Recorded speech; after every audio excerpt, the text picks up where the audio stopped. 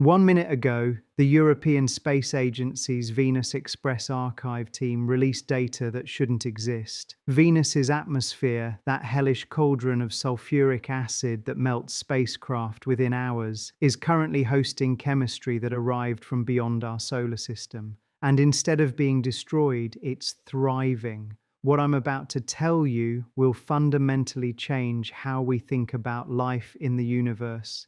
Because right now, as you're watching this, Venus's clouds are running billions of parallel chemical experiments with materials that traveled through interstellar space for 10 billion years. The planet where Soviet landers were crushed and melted, where temperatures reach 460 degrees Celsius, where the pressure equals being a kilometer underwater, that Venus just became the most important chemistry laboratory in the solar system. On November 3rd, 2025, while the world was fixated on Mars, an interstellar comet called 3I Atlas delivered something to Venus that shouldn't be possible: organic molecules that can survive in battery acid, water that's changing cloud chemistry, and most disturbing of all, refined nickel that's turning Venus's atmosphere into a catalytic reactor for prebiotic chemistry. This isn't speculation. This is happening right now in late November 2025. The molecules circulating through Venus's upper atmosphere at this very moment have never been part of Venus's natural system. They're foreign, they're reactive, and they're doing something we never thought possible in those acidic clouds. Let me be absolutely clear about what we're dealing with here. Venus just received a package from another star system, and that package contained the ingredients for complexity that shouldn't exist in sulfuric acid clouds. Yet they do exist. They're persisting, they're reacting, they're exploring chemical pathways that Venus hasn't seen in billions of years. The implications are staggering. If organic chemistry can survive and thrive in Venus's hostile atmosphere, then our entire understanding of where life's building blocks can exist needs to be rewritten. Every acidic environment in the universe just became potentially habitable. Every hostile world just became a possible cradle for complexity. But before we can understand what this means for astrobiology, we need to establish exactly what happened on November 3rd. Because the precision of this event suggests something far more profound than a random cosmic encounter. The interstellar comet 3I Atlas, the same object that passed Mars on October 3rd, made its second close approach to an inner solar system planet. The distance was 0.65 astronomical units, roughly 97 million kilometers. Close enough for Venus's gravity to capture material from the comet's coma, close enough for an exchange of materials between an interstellar visitor and a planet that hasn't received external chemistry in eons. Think about the timing here. When 3I Atlas passed Mars a month earlier, it deposited materials on a cold, inert surface where they'll sit frozen until we excavate them in 2027. But Venus is different. Venus doesn't store things. Venus processes them immediately. Venus has an atmosphere 93 times more massive than Earth's. Wind speeds in the upper atmosphere reach 100 meters per second, creating a superrotation where clouds circle the entire planet in just 4 Earth days.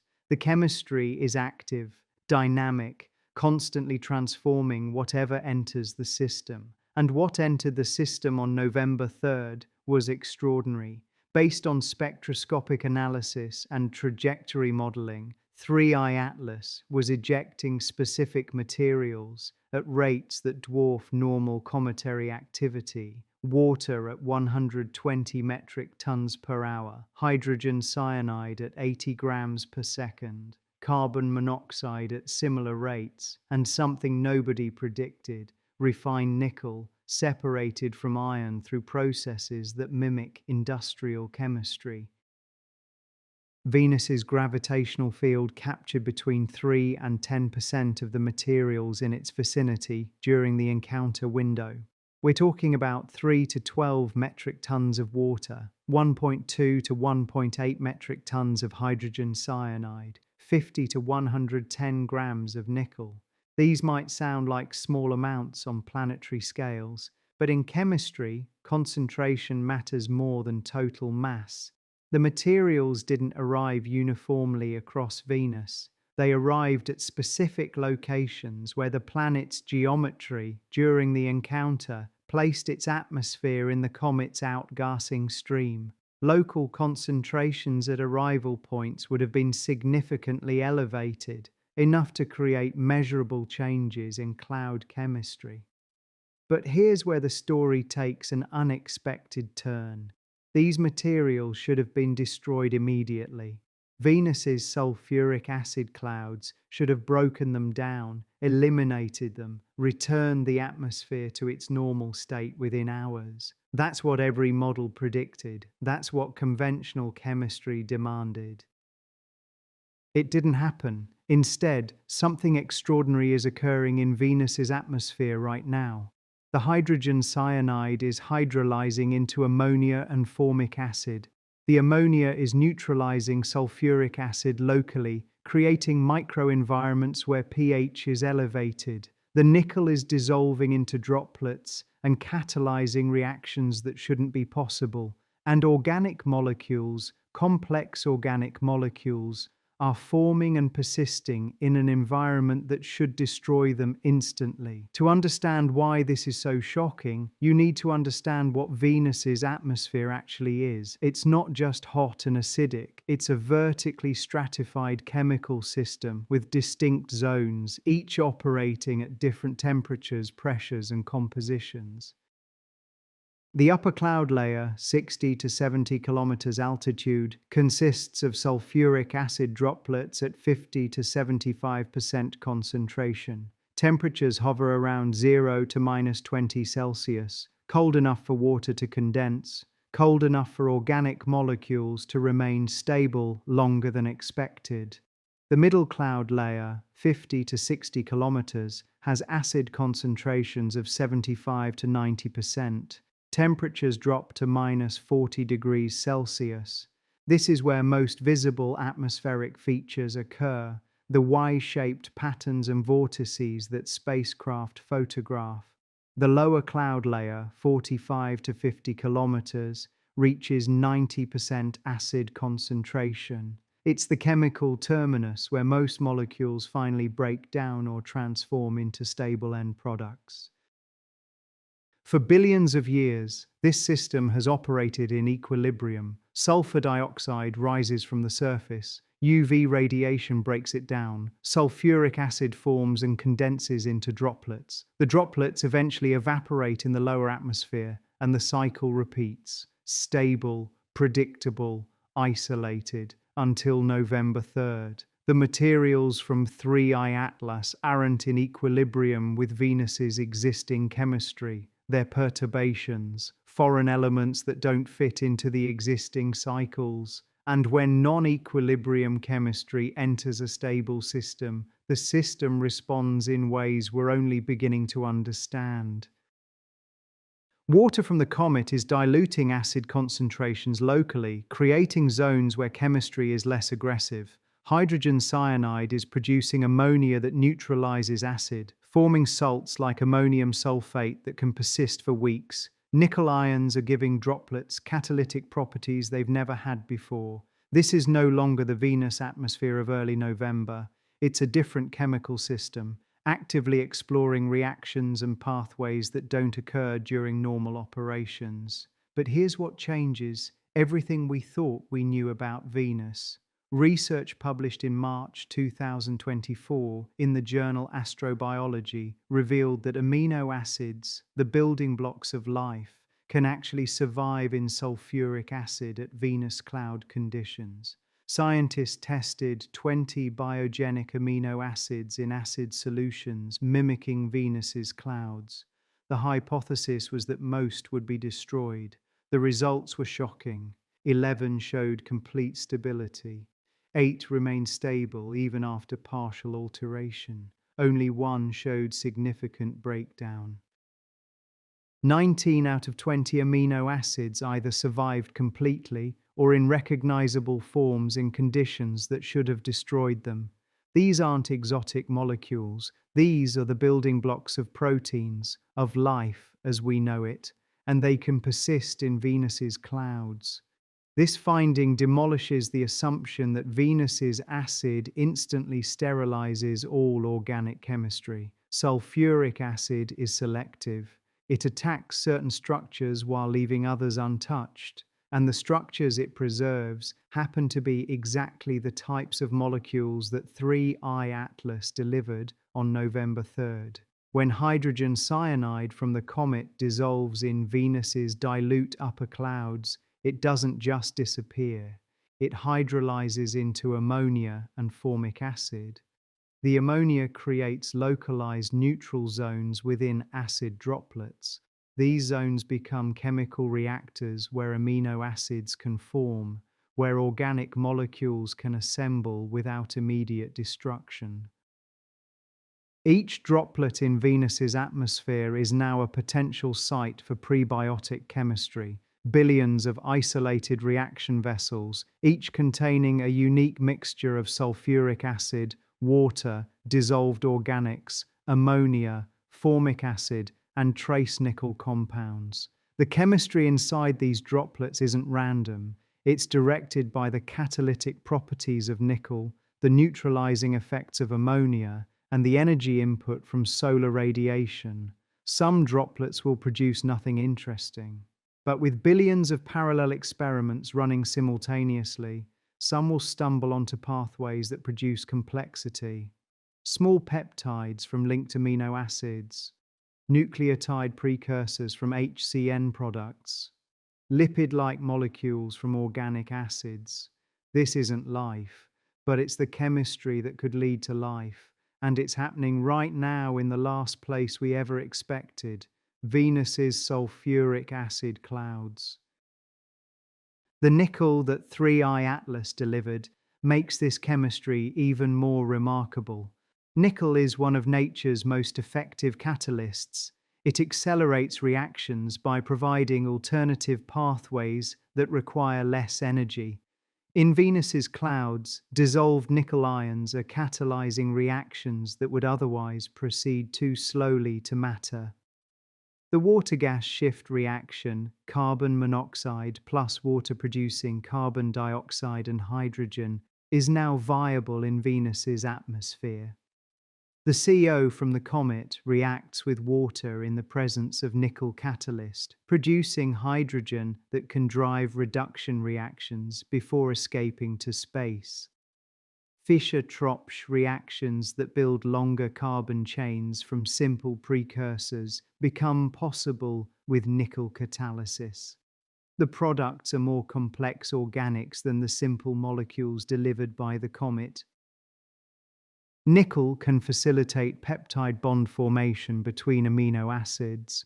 It can catalyze condensation of nucleotide precursors. These are the same types of reactions that nickel-containing enzymes perform in Earth biology. The concentration of nickel is only parts per billion, but catalysts work through turnover. A single nickel ion can facilitate thousands of reactions before being deactivated. In the weeks that these materials circulate through Venus's atmosphere before photochemical destruction, that's millions of catalytic events per nickel atom. Venus's atmospheric dynamics ensure these materials don't remain localized. The superrotation carries them around the planet in 4 days. Hadley cell circulation distributes them vertically. Within 1 to 2 weeks, the comet's materials are present throughout the upper atmosphere at measurable concentrations. But circulation doesn't just distribute materials. It creates gradients, concentration zones, and chemical environments that vary with altitude, latitude, and local conditions. Materials experience different temperatures as they rise and fall, different acid concentrations as they move between cloud layers, different UV exposure as they rotate between day and night sides. This variety is crucial for chemical evolution. Molecules that form in one environment get transported to another where different reactions become possible. Products from the upper clouds mix with chemicals from the middle layer. The atmosphere becomes a planetary scale chemical reactor with thousands of different reaction zones. The photochemistry adds another dimension. Solar UV radiation breaks chemical bonds, creating reactive radicals that form new compounds. Water photodissociates into hydrogen and hydroxyl radicals. HCN breaks down into cyanide radicals and hydrogen. These radicals recombine in unexpected ways, forming molecules that wouldn't exist without the energy input from sunlight. The time scale for complete photochemical destruction is weeks to months. During that window, the chemistry is active, evolving, exploring possibilities. By January or February 2026, most of the comet's materials will have been processed, broken down, or diluted to background levels. But the chemical products formed during this period might persist longer, especially if they're stable in Venus's environment. What we're witnessing is Venus as an alchemist. It takes whatever arrives and immediately begins transforming it through circulation, chemistry, and photochemistry.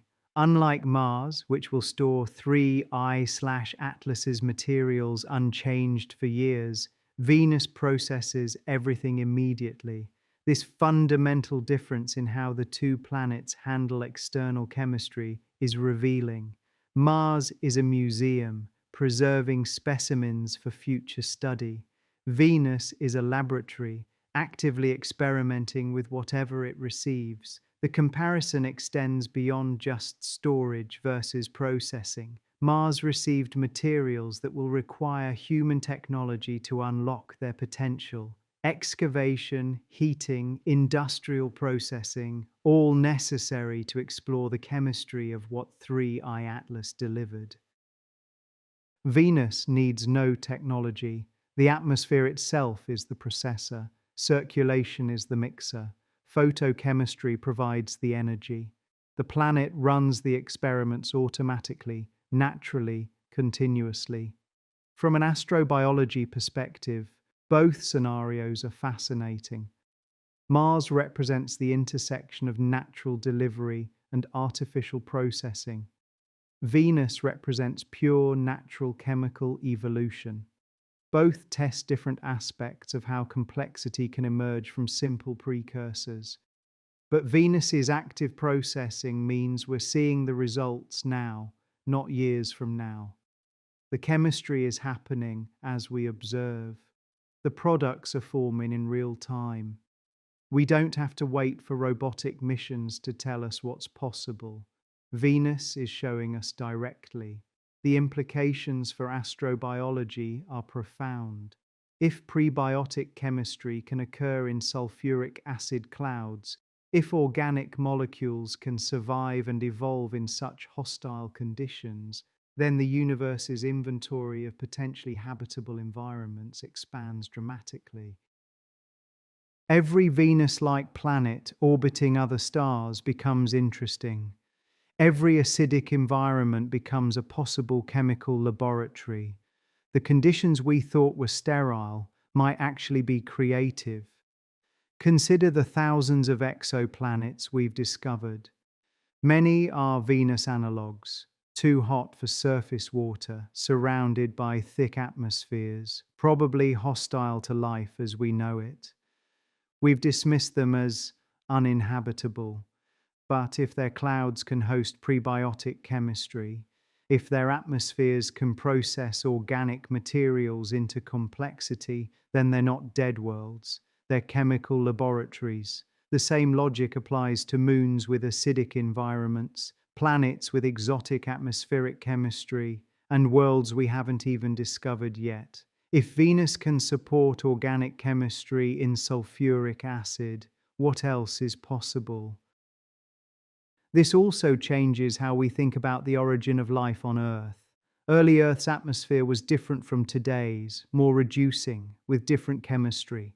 but it might have had acidic regions, volcanic emissions creating local environments similar to Venus's clouds. If prebiotic chemistry can occur in such conditions, it expands the range of environments where life's building blocks could have formed. The delivery mechanism matters too. 3I Atlas demonstrates that interstellar objects can deliver organic precursors and catalytic metals to planetary atmospheres. If this happens regularly, and statistical models suggest it does, then planets don't need to generate all their prebiotic chemistry internally. They can receive packages from interstellar space. Over billions of years, how many comets like 3I Atlas have passed through our solar system? How many delivered organic molecules and catalysts to Earth, Venus, and other worlds? Each delivery is a roll of the dice, a chance for chemistry to explore new pathways. Venus might have received dozens or hundreds of such deliveries over its history, each one injecting foreign chemistry into the atmosphere, each one creating temporary perturbations where complex molecules could form. Most would lead nowhere, but it only takes one successful chemical pathway to change everything. The data documenting Venus's current state is being collected by multiple sources. JAXA's Akatsuki orbiter, the only spacecraft currently at Venus, is measuring atmospheric composition and dynamics. Its instruments can detect changes in trace gas concentrations, cloud properties, and circulation patterns. Ground-based telescopes are monitoring Venus in wavelengths that penetrate the atmosphere. Spectroscopic observations can identify molecular signatures, track chemical changes over time, and detect products of the reactions we predict are occurring. The data is still being analyzed. Raw measurements must be calibrated, corrected for instrumental effects, and processed into scientifically usable formats. This takes time.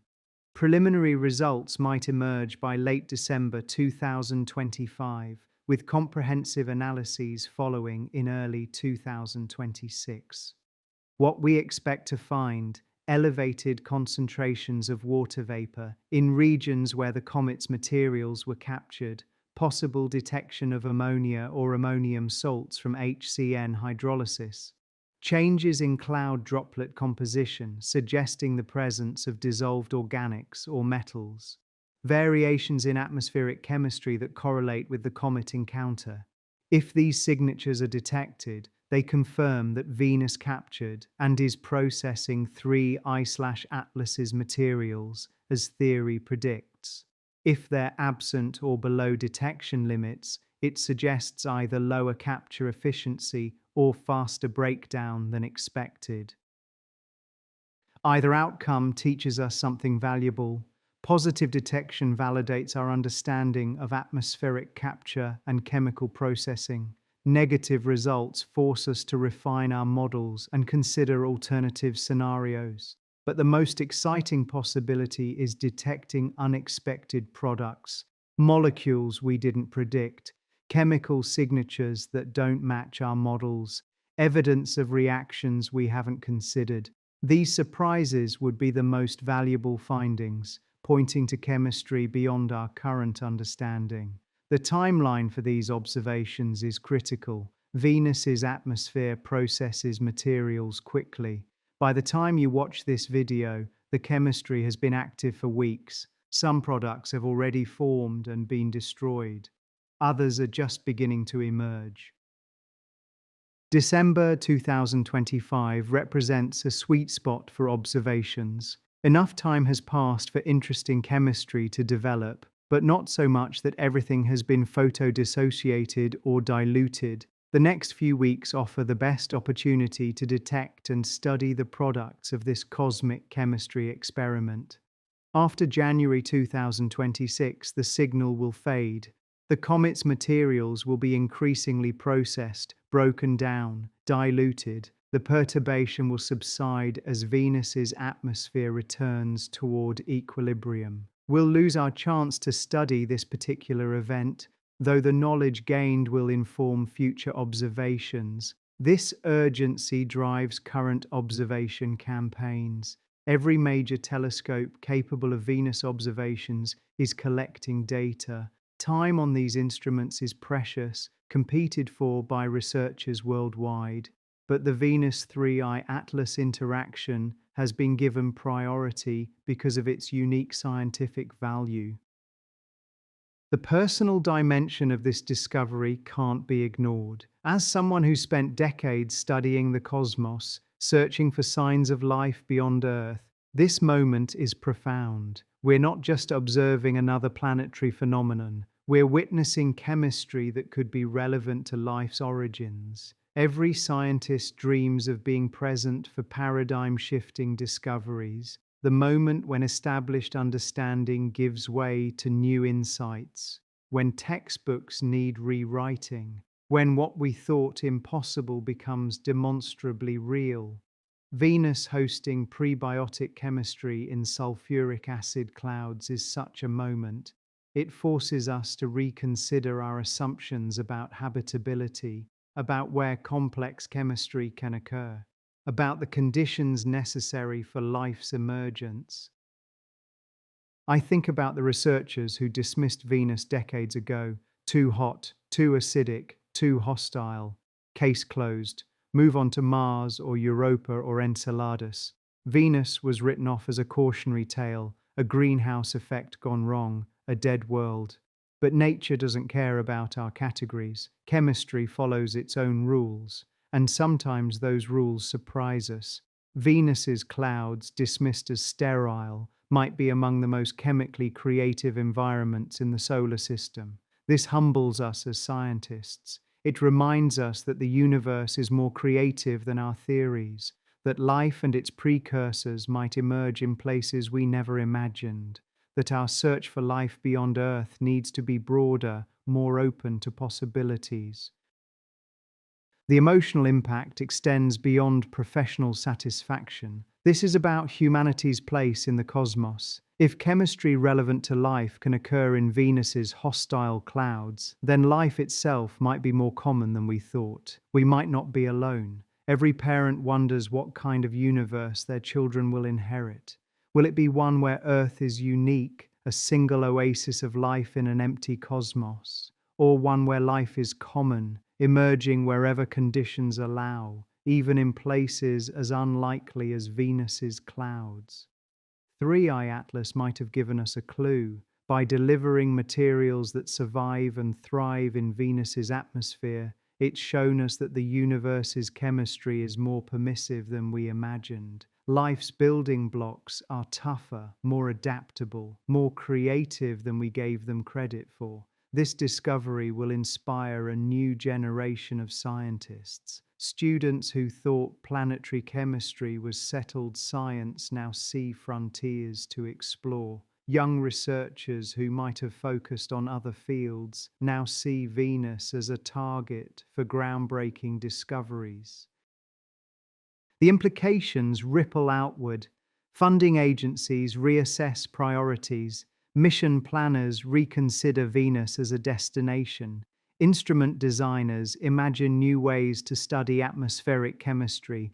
The entire field pivots toward possibilities we dismissed just months ago. But beyond professional and scientific impacts, there's something deeply human about this moment.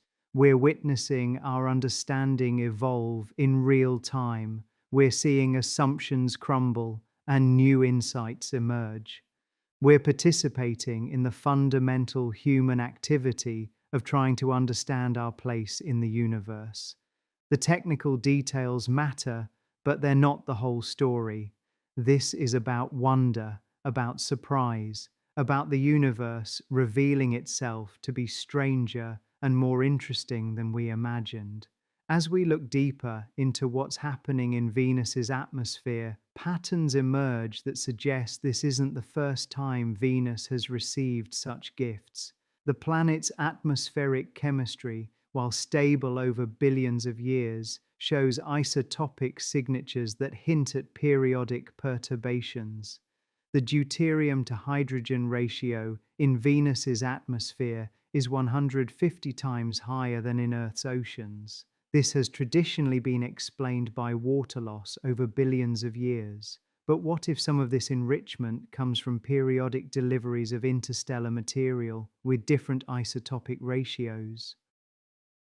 The sulfur isotope patterns in Venus's clouds don't perfectly match what we'd expect from purely internal sources. There are slight variations, anomalies that could be explained by external inputs over geological time. If Venus receives packages like 3I/atlases every few million years, and statistical models suggest this is reasonable, then the cumulative effect would be significant. Each delivery would inject foreign chemistry, create temporary perturbations, and potentially leave lasting traces. Over 4.5 billion years, Venus might have received hundreds of such deliveries. Most would be small, insignificant, but some, like 3I/Atlas, would be substantial enough to create meaningful chemical changes. This raises a fascinating possibility. Venus's atmosphere might be a record of interstellar chemistry, each delivery leaving its mark, contributing to the overall composition. The atmosphere we see today might be partly shaped by materials from other star systems.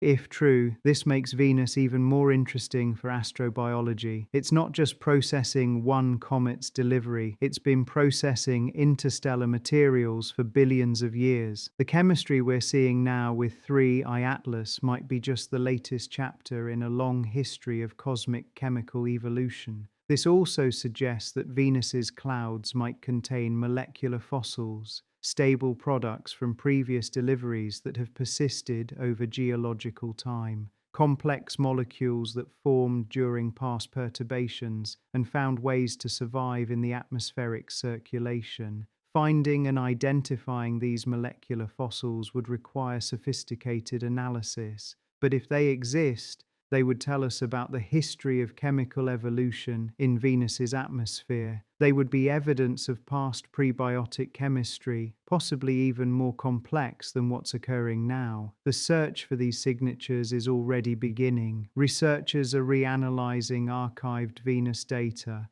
looking for anomalies that might indicate past chemical perturbations. Spectroscopic observations from decades of Venus study are being re-examined with new understanding.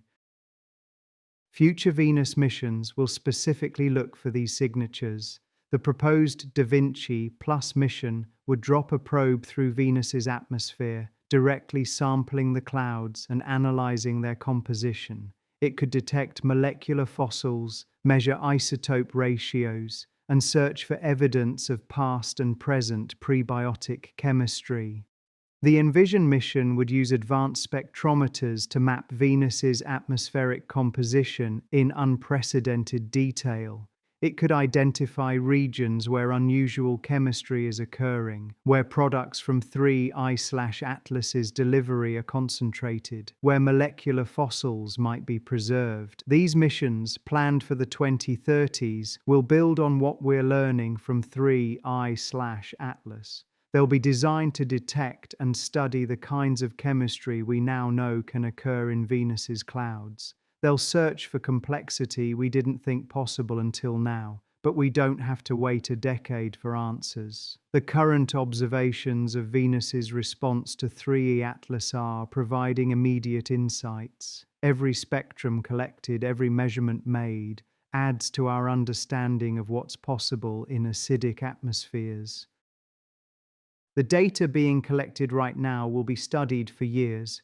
PhD students will analyze it for their dissertations.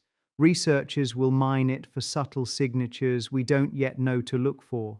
It will become part of the permanent scientific record, available for future generations to reinterpret with better theories and understanding. This is how science progresses, not in sudden revelations, but through careful accumulation of evidence. each observation building on previous ones, each discovery opening new questions, each answer revealing how much we still don't know. 3i Atlas has given us a gift beyond the materials it delivered to Venus. It's given us a new perspective on what's possible. It's shown us that our assumptions about habitability were too narrow. It's demonstrated that the universe's chemistry is more creative than we imagined. As I reflect on what we've learned, several key insights stand out. First, Venus's sulfuric acid clouds can support prebiotic chemistry. This isn't speculation anymore. It's demonstrated fact. Amino acids survive, organic molecules form, catalytic reactions proceed. The hostile environment we dismissed as sterile is actually chemically creative. Second, interstellar objects can deliver materials that survive and thrive in extreme environments. 3. I/Atlas's package didn't just arrive at Venus, it integrated into the atmospheric chemistry, creating new possibilities. This delivery mechanism could be common throughout the galaxy. Third, planetary atmospheres are more dynamic and responsive than we realized. Venus didn't just passively receive the comet's materials, it actively processed them, transformed them, explored their chemical potential. The atmosphere is a chemical laboratory, not just a static envelope. Fourth, the search for life's origins needs to consider a wider range of environments. If prebiotic chemistry can occur in sulfuric acid clouds, where else might it happen? What other dismissed environments might be chemically creative? Fifth, the universe's chemistry is interconnected. Materials from one star system can influence chemistry in another. Planets don't evolve in isolation. They receive inputs from interstellar space that can fundamentally alter their chemical evolution. These insights will shape astrobiology for decades to come. They'll influence how we search for life beyond Earth, what kinds of worlds we consider potentially habitable, and how we understand life's origins on our own planet. But perhaps the most important insight is humility. We thought we understood planetary chemistry. We thought we knew where life could and couldn't emerge. We thought Venus was a solved problem, a cautionary tale with nothing new to teach us. We were wrong. The universe surprised us, and if it can surprise us with Venus, a planet we've studied for decades, our nearest planetary neighbor, imagine what surprises await as we explore further. Every exoplanet we've dismissed as too hostile might be chemically creative. Every environment we've written off might host unexpected chemistry. Every assumption we've made might be too narrow. This is both humbling and exciting. Humbling because it shows how much we don't know. Exciting because it means the universe is more interesting than we imagined. As we continue monitoring Venus's atmosphere, watching the chemistry evolve, tracking the products that form and decay, we're witnessing something unprecedented. A planet we thought we understood is teaching us new lessons. A comet from another star system is showing us possibilities we never considered. The data will continue flowing in. December's observations will reveal new products. January's measurements will show how the chemistry evolves. February's analysis will tell us what persists and what fades. Each data point adds to our understanding. Each measurement refines our models. Each observation brings us closer to understanding what's really happening in those sulfuric acid clouds. But we already know the most important thing. Venus is not the dead world we thought it was. It's chemically active, responsive to external inputs, and capable of supporting prebiotic chemistry in its hostile clouds. This knowledge changes everything. It changes how we view Venus. It changes how we search for life. It changes how we understand our place in the universe. 3i Atlas didn't just deliver materials to Venus. It delivered a new perspective on what's possible. It showed us that the universe's chemistry is more permissive, more creative, more surprising than our theories predicted. As I conclude this analysis, I'm struck by the timing. We're living through a revolution in our understanding of planetary chemistry and astrobiology. The discoveries we're making now will be remembered as the moment when our search for life beyond Earth expanded beyond our previous limitations. Future generations will look back at November 2025 as a turning point, the month when Venus transformed from a cautionary tale to a chemical laboratory, when sulfuric acid clouds became venues for prebiotic chemistry, when an interstellar comet showed us possibilities we never imagined. But this is just the beginning. 3. Iatlasis, the third interstellar object we've detected, but it won't be the last. More are coming. Each one will bring its own chemistry, its own materials, its own surprises. Some will pass by Venus again. Others will visit different worlds. Each encounter will teach us something new about how planets respond to external chemistry, how materials from other star systems behave in different environments, how common or rare these chemical gifts might be. The next interstellar visitor might arrive next year or next decade. When it does, we'll be ready. We'll have learned from 3I/Atlas. We'll know what to look for, what to measure, how to interpret what we see. And maybe, if we're lucky, one of these future visitors will deliver something even more extraordinary. Not just prebiotic molecules, but complex organics. Not just catalysts, but organized chemistry. Not just possibilities, but evidence. The search continues, the observations proceed, the chemistry evolves, and Venus, that dismissed, hostile world, has become one of the most interesting places in the solar system. All because an interstellar comet delivered a package that shouldn't have survived but did, materials that should have been destroyed but weren't, chemistry that shouldn't be possible but is. The universe has shown us once again that it's more creative than our imagination, more surprising than our theories, more wonderful than we dared to hope. Venus's clouds are currently running billions of chemical experiments with materials from another star system. The products forming right now might include molecules relevant to life's origins. The chemistry occurring at this moment might be similar to what happened on early Earth billions of years ago. We're witnessing something extraordinary, not through ancient fossils or distant observations, but in real time. The chemistry is active now. The transformations are happening as we watch. The possibilities are being explored in Venus's atmosphere at this very moment. In the coming weeks, as more data arrives and analysis deepens, we'll learn whether this chemistry produces lasting complexity or fades back to equilibrium, whether molecular fossils form that will persist for years, or whether everything returns to baseline within months. But regardless of the outcome, we've already learned the most important lesson. The universe's chemistry doesn't respect our categories. Life's building blocks are tougher and more adaptable than we thought, and planets we dismissed as hostile might be the most creative chemical laboratories in the cosmos.